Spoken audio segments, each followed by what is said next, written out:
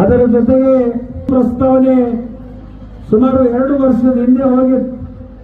ಅದಕ್ಕೆ ಜಮೀನು ಕೂಡ ನಾವು ಕಾದಿರಿಸಿದ್ದೀವಿ ಮತ್ತು ತಾತ್ಕಾಲಿಕ ಶಾಲೆಯನ್ನ ಪ್ರಾರಂಭ ಮಾಡಲಿಕ್ಕೆ ನಮ್ಮ ಸರ್ಕಾರಿ ಕಟ್ಟಡವನ್ನು ಕೂಡ ಕಾದಿರಿಸಿ ಅಲ್ಲಿ ಸುಮಾರು 60 ಲಕ್ಷ ರೂಪಾಯಿ ವೆಚ್ಚವನ್ನು ಮಾಡಿ ಅವರ ಮಾರ್ಗದರ್ಶನದ ಏನು ಕೊಟ್ಟಿದ್ರು ಮಾರ್ಗಸೂಚಿಯನ್ನ ಅದರ ಪ್ರಕಾರ ಎಲ್ಲವನ್ನು ಸಿದ್ಧ ಮಾಡ್ಕೊಂಡು ಕೂತಿದ್ದೀವಿ.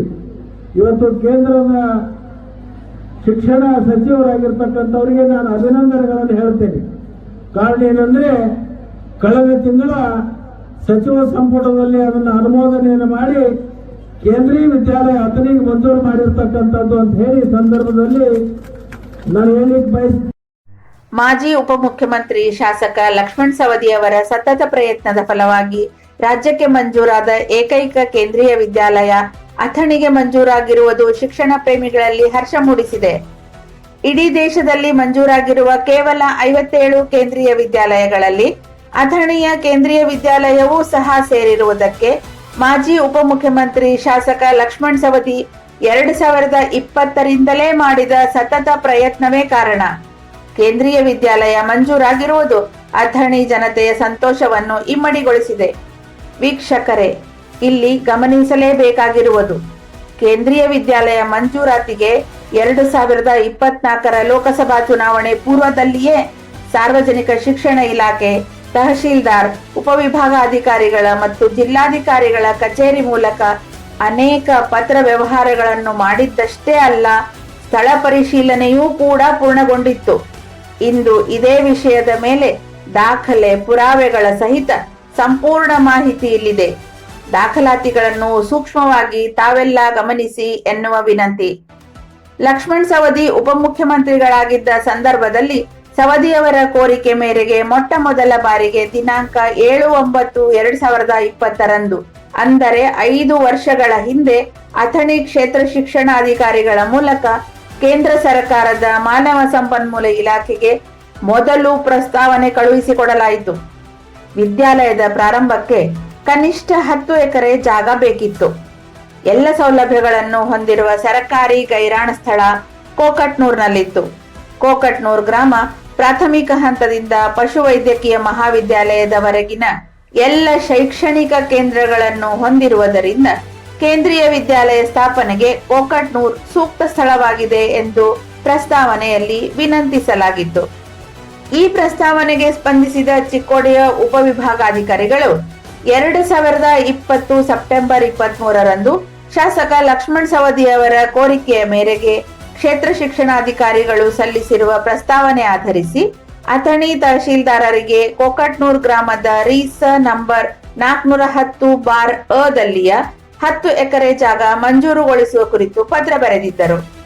ಕೋಕಟ್ನೂರ್ ಗ್ರಾಮದಲ್ಲಿ ಜಾಗ ಮಂಜೂರಾತಿಗೆ ಹಸಿರು ನಿಶಾನೆ ಬಂದ ಕೆಲವೇ ದಿನಗಳಲ್ಲಿಯೇ ಅಥಣಿ ಕ್ಷೇತ್ರ ಶಿಕ್ಷಣಾಧಿಕಾರಿಗಳು 17/10/2020ರಲ್ಲಿ ಶಿಕ್ಷಣ ಇಲಾಖೆಯ ಉಪನಿರ್ದೇಶಕರಿಗೆ ಕೇಂದ್ರೀಯ ವಿದ್ಯಾಲಯ ಮಂಜೂರಿಸುವ ಕುರಿತು ಪತ್ರ ಬರೆದರು.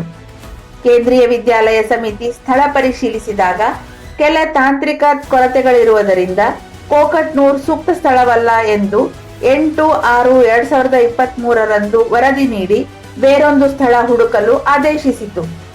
ತಕ್ಷಣ ಕಾರ್ಯಪ್ರವೃತ್ತರಾದ ಲಕ್ಷ್ಮಣ ಸವದಿ ಮತ್ತು ಅಧಿಕಾರಿಗಳ ತಂಡ ಅಥಣಿ ನಗರದಿಂದ ಕೇವಲ 7 ಕಿಲೋಮೀಟರ್ ಅಂತರದಲ್ಲಿದ್ದ ಶಿನಾಳ್ ಗ್ರಾಮದ ವ್ಯಾಪ್ತಿಯಲ್ಲಿರುವ 10 ಎಕರೆ 9 ಗುಂಟೆಯಲ್ಲಿರುವ ಸ್ಥಳದ ದಾಖಲಾತಿಗಳನ್ನು ಸ್ಥಳ ಪರಿಶೀಲನಾ ಸಮಿತಿಗೆ 20/6/2023ರಂದು ಕಳುಹಿಸಿಕೊಡಲಾಯಿತು.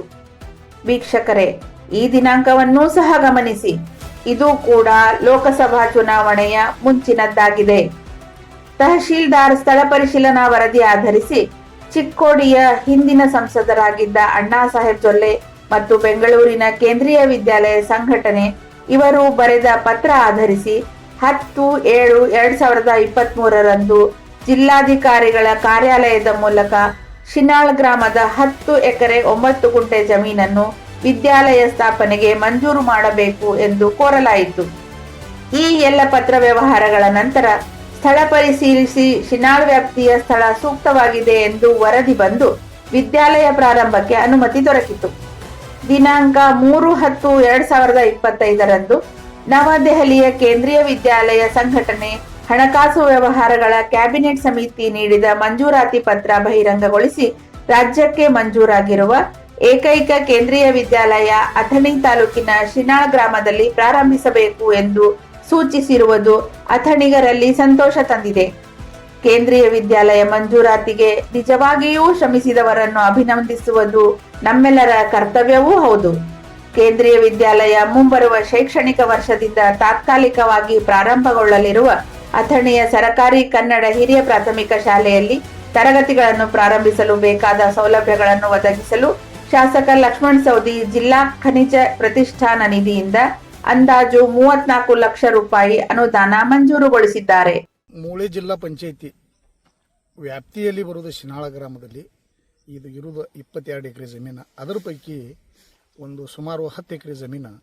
ಈ ಜಮೀನಿನಲ್ಲಿ ಕೇಂದ್ರೀಯ ವಿದ್ಯಾಲಯ ತಂದ ಈಗ ಹೊಸದ ಒಂದು ಸಂಸ್ಥೆ ಸ್ಯಾಂಕ್ಷನ್ ಆಗಿದೆ. ಈ ಸಂಸ್ಥೆಯನ್ನು ಸ್ಯಾಂಕ್ಷನ್ ಮಾಡಲಿಕ್ಕೆ ಸನ್ಮಾನ್ಯ ಶ್ರೀ ಉಪಮುಖ್ಯಮಂತ್ರಿಗಳಾದ ಮಾಜಿ ಉಪಮುಖ್ಯಮಂತ್ರಿಗಳಾದ ಲಕ್ಷ್ಮಣನ ಸವದಿ ಅವರು ಬಹಳ ಅಥಕ ಪ್ರಯತ್ನದಿಂದ 5 ವರ್ಷ ಪ್ರಯತ್ನದಿಂದ ಈ ಶಾಲೆಯನ್ನು ಸ್ಯಾಂಕ್ಷನ್ ಮಾಡ್ಲಿಕ್ಕೆ ಕಾರಣ ಲಕ್ಷ್ಮಣ ಸವದಿ ಅಂತ ಹೇಳೋಕೆ ಇದನ್ನೇ ಆಗೋದಿಲ್ಲ. ಆದರೆ ಇದು ಮಾಜಿ MP ಆದ ಇವರು ನಮ್ಮ ಪ್ರಕಾಶ್ ಇವರು ಅನ್ನಸಾಬಣ್ಣ ಜೊಲ್ಲೆ ಅವರು ಮತ್ತು ಕೇಂದ್ರೀಯ ಸಚಿವರಾದ ಪ್ರಹ್ಲಾದ್ ಜೋಶಿ ಅವರು ಸಹ ಇದಕ್ಕೆ ಬಹಳ ಪ್ರಯತ್ನವನ್ನು ಮಾಡಿ ಈ ಸಂಸ್ಥೆಯನ್ನು ಸ್ಯಾಂಕ್ಷನ್ ಮಾಡ್ಲಿಕ್ಕೆ ಕಾರಣ ಆಗಿದ್ದು 5 ವರ್ಷದಿಂದ ಇದು ಲಕ್ಷ್ಮಣ ಸವದಿ ಅವರು ಈ ಶಾಲೆ ಆಗಕ್ಕೆ ಕಾರಣ ಬಹಳ ಪ್ರಯತ್ನ ಮಾಡಿದರು. ಅದರಿಂದ ಈ ಶಾಲೆಯಿಂದ ನಮ್ಮ ಊರಿಗೆ ಶಿನಾಳಕ್ಕೆ ಅದರದ ಪ್ರಭಾವ ಆಗಿ ನಮ್ಮ ಊರು ಸುಧಾರಣೆ ಆಗ್ಲಿಕ್ಕೆ ಒಂದು ಏಕದಮ್ ಚಲೋ ವಾತಾವರಣ ನಿರ್ಮಾಣ ಆಗಬಹುದು. ಈ ಆಗ್ಲಿಕ್ಕೆ ಕಾರಣ ನಮ್ಮ ಶಿನಾಳ ಗ್ರಾಮದ ಗುರು ಹಿರಿಯರು ಮತ್ತು ಎಲ್ಲರೂ ಹಿರಿಯರ ವತಿಯಿಂದ ಈ ಲಕ್ಷ್ಮಣ ಸವದಿ ಅವರಿಗೆ ನಾವು ಅಭಿನಂದನೆಗಳು ಸಲ್ಲಿಸ್ತೀವಿ. Okay sir.